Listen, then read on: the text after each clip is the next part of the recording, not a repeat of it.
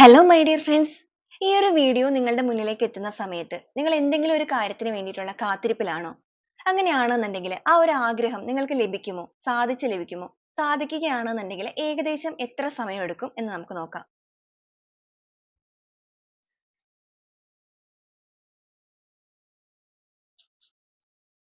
Card number 1, card number 2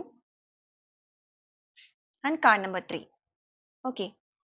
അപ്പോൾ നിങ്ങൾ നിങ്ങളുടെ ഇൻറ്റ്യൂഷനോട് ചോദിച്ചിട്ട് ഇതിൽ ഏതെങ്കിലും ഒരു കാർഡ് സെലക്ട് ചെയ്യുക. ഓക്കെ, നമുക്ക് കാർഡ് നമ്പർ 1 നോക്കാം. ഇൻ 23 ഡേയ്സ് എന്നാണ് വന്നിരിക്കുന്നത്. നിങ്ങൾ ഈ ഒരു വീഡിയോ എപ്പോഴാണോ കാണുന്നത് അന്ന് മുതൽ 23 ദിവസത്തിനുള്ളിൽ നിങ്ങളുടെ ആ ഒരു ആഗ്രഹവുമായിട്ട് ബന്ധപ്പെട്ടുള്ള കാര്യങ്ങൾ നിങ്ങൾക്ക് പോസിറ്റീവായിട്ട് സംഭവിക്കാനായിട്ട് പോവുകയാണ്.